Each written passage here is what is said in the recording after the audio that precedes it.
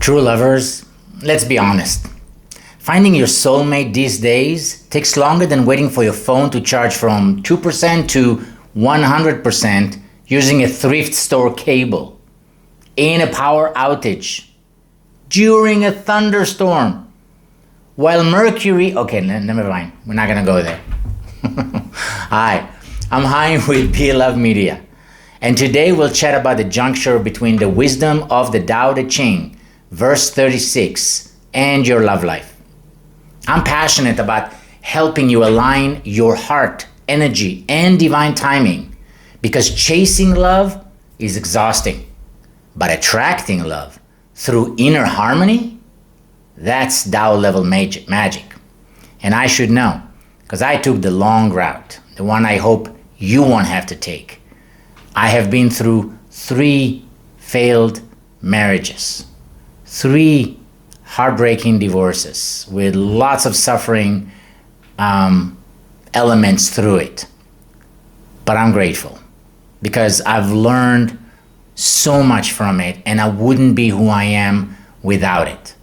And no, it's not about they did something wrong, my ex-partners, or they were bad and I was good. Not even close. Because whatever shortcomings they had, I was a perfect match for them at that time. And it wasn't until the beginning of 2020 when the pandemic erupted and I found myself going towards my 3rd divorce with a child that I realized that I have to do something different. And what I chose to do something, what was that something that I chose to do different was to cling to the wisdom of the Tao Te Ching that I just discovered around that time and suck any kind of wisdom juice that I can out of it to guide me in my divorce journey as well in my attracting my soulmate journey, my ultimate soulmate. You know, Kabbalah says that we have many soulmates throughout our lifetime that are right for that episode in our life, that phase of our life, and that specific level of vibration that we have at that time. So if you're in lower vibration, you'll have a lower vibration match. If you are higher, you get what I'm saying with this. But we only have one ultimate soulmate, says Kabbalah. Only one that we can attract, we can encounter, our paths can cross when we hit that sweet spot of higher vibration. Now, it doesn't mean you have to become a Buddha or you have to become a sage for that to happen. What I found out that it does have to mean is that you are intentionally doing your shadow work, intentionally and intently and with vigor, moving towards becoming the best version of yourself, such that there is a growing positive gap between what you used to be and the negative inclination that you used to hold on to, and the new path that you're taking on. True growth. That's when the magic happens. And that's what happened to me 18 months after I made that decision, January 2020, and decades after I became an adult. So, doesn't mean it's an easy journey, but there is a paved path. And one of those, and it takes many forms, but one of those blessed forms is adhering to the principles of the Tao Te Ching. So, with that said, if you stick around until the end of this video, I'll share with you the ultimate affirmation that helped me attract my soulmate, my beloved best friend and now wife and life partner, Rachel. And yeah, that kind of affirmation that you've written 11 vision boards about.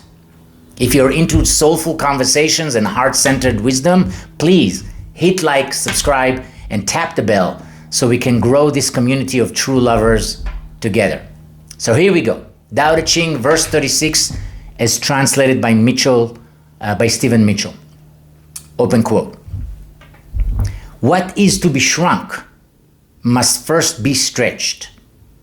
What is to be weakened must first be strengthened. What is to be destroyed must first be allowed to flourish. What is to be taken must first be given. This is called the subtle perception of the way things are. The soft overcomes the hard. The slow overcomes the fast.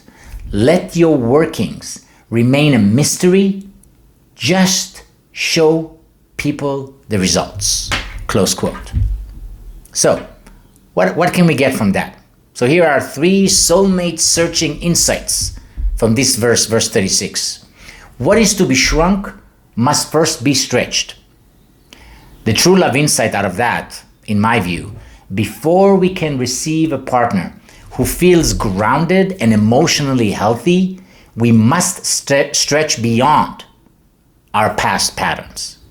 Those anxious attachments, overthinking loops, or speed dating for validation. Real love requires us to expand first, then gently settle into depth. Number 2, the soft becomes the hard.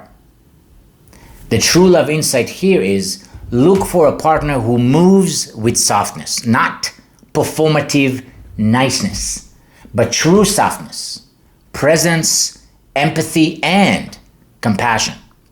This is the kind of strength that doesn't dominate, but holds space. That's where real emotional health thrives.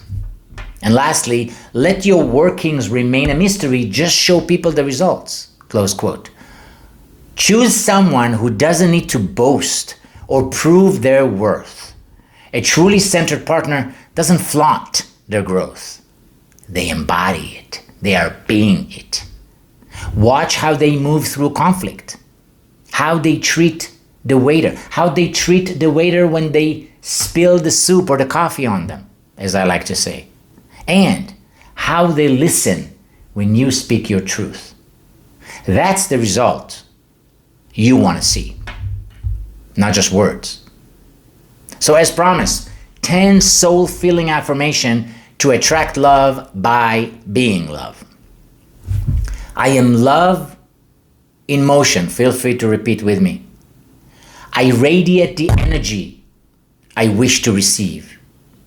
I attract soulful connections by honoring my wholeness. I embody softness, strength, and serenity. I release all urgency and trust divine timing. I welcome love that nurtures my spirit. I am magnetic to kindness, truth, and intimacy. I honor myself as the beloved I have been seeking.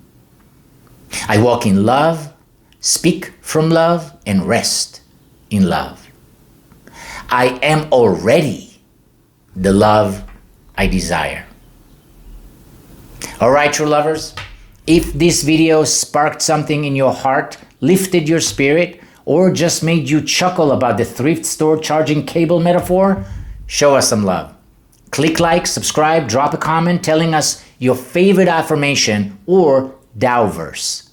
And share this with a friend who needs a little soul reboot in their dating life. Until next time, keep it soft, keep it soulful, and remember, you are the mystery and the result.